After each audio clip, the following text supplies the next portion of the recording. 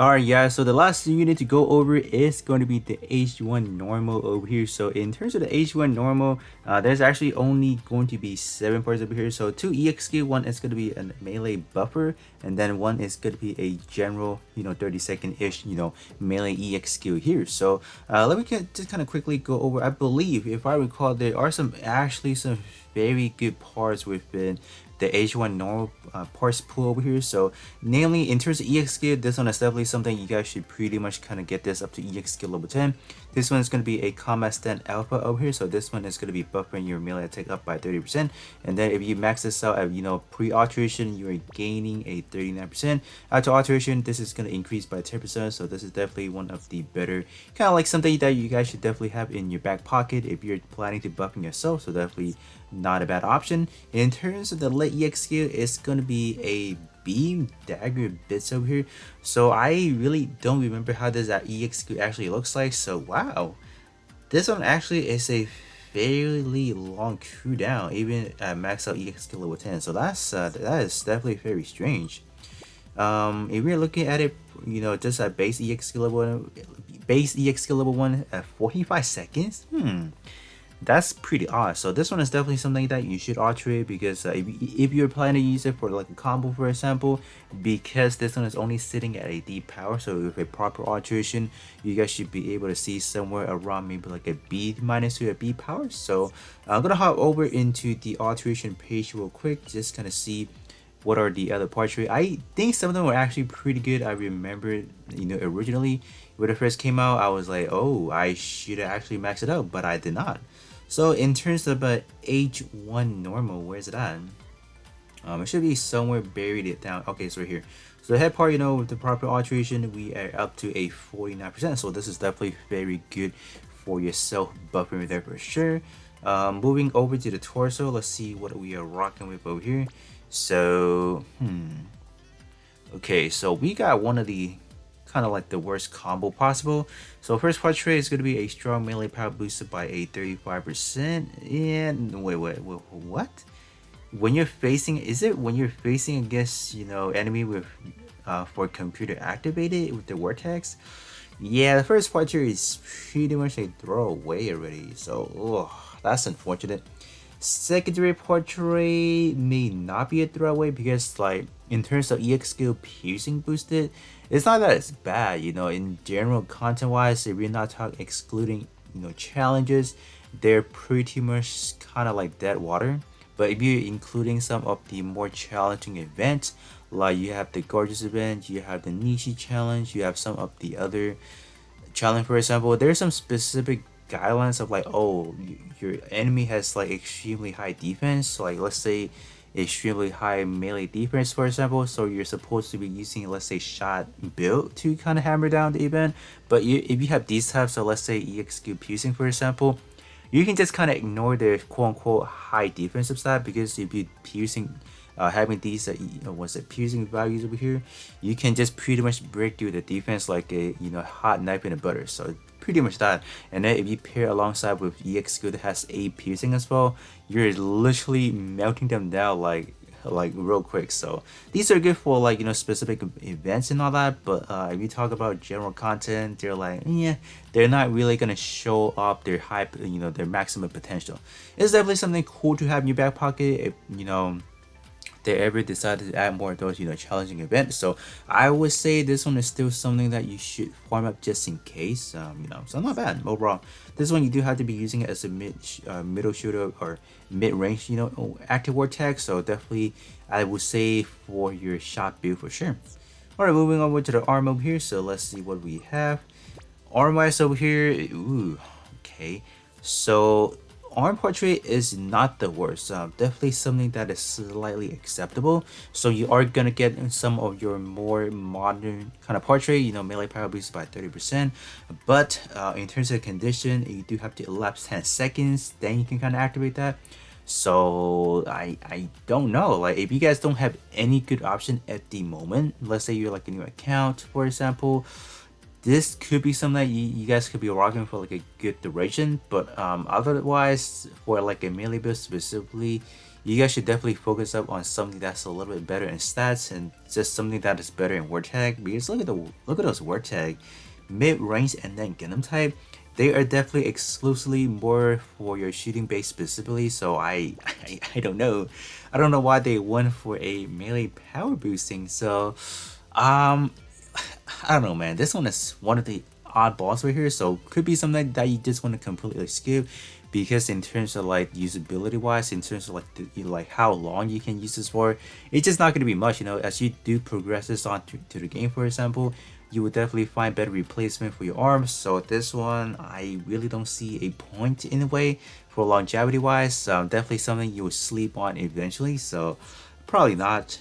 Alright, moving over to the leg. So EX good damage wise. Oh, so it's only at B minus power. So unfortunate. Could even get up to that B power. Yikes. Yeah. I mean, like B minus power, it's just gonna hit like a wet noodle, but you know, most of the time. So kind of unfortunate that they didn't really give it like a B power. So unfortunate, man. But I do have to check out what kind of animation it looks like. It could be good, honestly. I don't know yet right now. This one, okay. So this one could have been good if this is like in your buff effects up instead of buff timer up. So timer up is not the worst case scenario, honestly, because in terms of, you know, like when you guys do activate EX skill that has built-in buffs, in terms of the duration is not that long. So roughly give or take maybe 10 seconds at most or even less. So having these are cool, but you know, in general, if you're just gonna continuously change your EX skill from like, you know, one over to another, having these is pretty much just gonna be unnecessary. I really trade them up for like actual power boosting. Because I'm pretty sure by the time you activate all 3 EX skill with actual buffs and all of like, you know, ridiculously portrait whatsoever, I'm pretty sure you should be able to wrap up your enemy already. But there's definitely gonna be those off chances when you're fighting against those like, multi-mission bosses like with Flesia. If you're talking about Big Sam where they have in between phases, or even if you talk about the Satan Gundam, they have those in between phases, even like when they're doing like their transition phase, whatever. Timer does actually ticks in, so even your actual like EX skill buffer, they do kind of wear off eventually. So having these, this, you know, it's pretty cool and all that, but you know, in terms of like actually dealing, you know, high number of damage, these are not gonna come into play that nicely. So could be something I would just kind of say skip on this one. I don't really see too much value in this one, just because the nature of this game doesn't really allow us to have, you know, these kind of like a side dish kind of portrait ish, you know. So kind of fortunate again. Alright, moving over to the beam rifle or the dot rifle over here. So what are we dealing with over here? So first portrait was already good. So we have a little bit of a tiny bit of a EXQ or initial EXQ charge boost by 12%. 12% is not really going to get you anywhere far if you talk about activating some cousin EXQ, where most of their EXQ level 1, you know, first time usage is roughly about 30 seconds. So if you're talking about, oh, initially, like, am I able to activate my cousin EXQ right when the match starts? 12% is definitely not cutting it. So the sweet spot is definitely going to be a 25%. So this one is literally half of that. So in terms of those 25%, you know, you're talking about those Soka parts, so they're not going to be fine within some free-to-play parts at the moment. So this one, yeah, I don't really see the point of actually even altering it.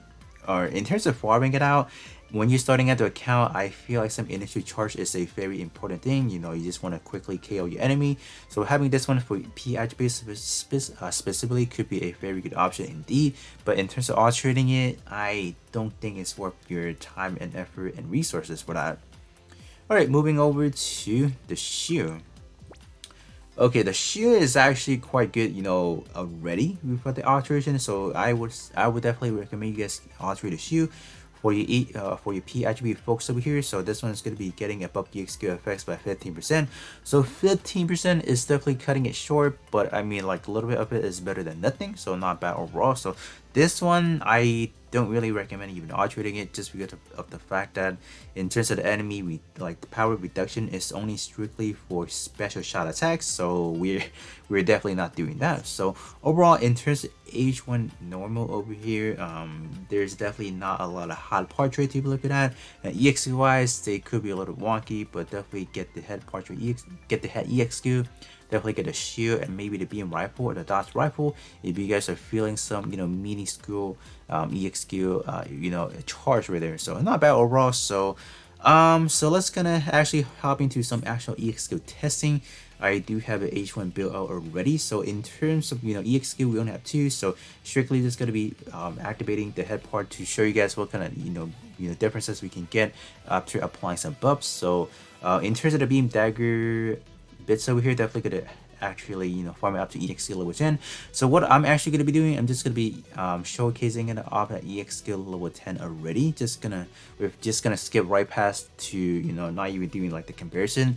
This one is definitely something you do need to alterate because the D power jumping for like a B minus, definitely a significant amount of changes right there already. So let me hop into a quick limit time, not the limit time multi-mission, just a regular multi-mission matches, and then we'll see how it goes.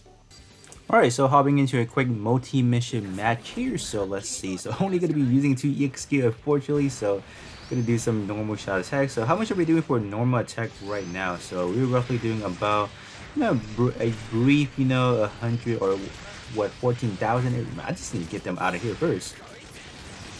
What? I didn't even see what kind of animation we are looking at here. Okay, I don't know. That's done. Man, I forgot they're so annoying. Oh, this. Wait, hold up. Oh, this looks clean. This is like a forward dash in. Hello? So how much is, oh, okay, so we're doing roughly about 18,000 ish, so like a 14,000 ish, you know, melee attack, normal melee attack. So what about, oh, this thing looks nice. Hello? Oh, I'm digging this one now. Yeah, this one is the, what is it, a dagger, right? Oh yeah, this one is clean. Yeah, okay. Alright, so now we're gonna activate the combat stance so you guys can see that. Oh yeah, look at those melee attack. With tight advantage, we jump up to a 71,000. Oh my gosh, okay. Okay, so can I target the one that is in front of me, please? Please, okay. So forward dashing is not that great. Oh, come on. Okay, we get in my hits. They're so annoying, man.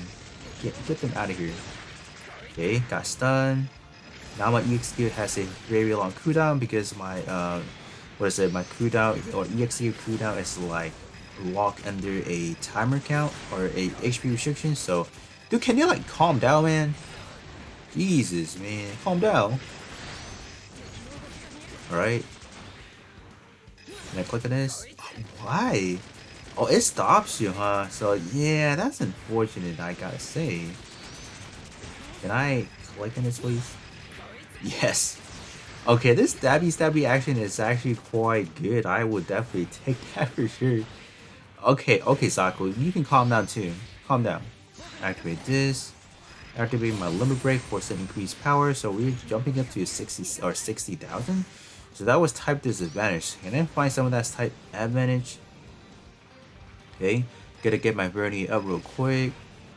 Okay, 100,000. Yeah, it's broken, man. Okay. Man, this I 1.2 with, oh, man, this is broken. What do you guys think right now? What do you guys think? Is it good enough? So, oh my gosh. So, what I'll probably do, I'll probably hop into a friend battle as well. I just want to see how hard it can hit. So, that forward dash is actually pretty good. It's a very wide like distance. So, I don't know, like, what do you guys think? I think this is a very deserving, you know, EXQ to kind of max out EXQ level 10. Does look pretty fun, I guess, in a way. This have some two stabby action type, you know, animation wise. So not bad overall. So let me hop into a quick friend match for you guys over here and see how powerful it can be. Alright guys, so this is going to be the mainly build that I want to fully test out its potential. So we are looking at a 164,000 T attribute mainly build over here. So what are we doing? We are definitely going to be activating this buff. So once I do activate this buff, we are going to tag alongside with some of the buff EXQ effects. So we got 35% right there, another 20, another 30% right down here, and then another this one we're not gonna, oh, are we gonna activate that one? I think we are as well, right? Hold up, let me see. Okay, so we are getting that on. I was like, I thought there's something I'm not getting activated. Why do I have this one on instead? That's strange. Hold up, give me a second. Why do we have that one on instead? I thought I had this one on instead. The, what is it, the Kamars with Dar one instead? Okay, so we're gonna have this one up instead. So in terms of this one, I am not gonna switch over to a lance category melee weapon, so we are gonna be losing out on a 30% in terms of melee attack, but I think that should be fine. So have this one up now. So I think I need to change up some more tag as well because I'm not getting close combat. Yep, I'm missing close combat, so we'll be right back. Just gonna use this overall build, and then we're just gonna hop in and see how much damage we can do with the beam dagger bits. Okay, so we are in. This is gonna be a very quick testing over here. So going to activate the combat stand first, gaining a 49%, and then tagging on all those buff trays. So oh my gosh, a 1.6 and then a what, 3.46 to wrap things up. That's great. That's very powerful. Alright guys, with that being said, that is going to be pretty much it in terms of the H1 normal EX skill testing and then review in terms of the portrait. So overall, in terms of the beam dagger bits, I was like pretty much blown away by how good the animation this looks like. I know it's not like it's very, you know, cinematic EX skill whatsoever, but this one has like a quick, you know, like a 33 seconds maxed out cooldown once over here, and then having like a lunging forward and then two powerful stabby action attack over here. I don't really know what else you really want, so I think this one is a very powerful candidate for sure. So do let me know if you guys are planning to get this one EXC level 10. So roughly in total, we should be able to, like from what I was able to do, I think we were able to just kind of dash out roughly about 5 million attack in total with just one buffer on and then having my limit activated. So that's quite powerful, honestly. So I don't even know what else I can even ask for this EXQ. So that's pretty much it for this review and that EXQ showcase, and then I'll catch you guys all on the next one.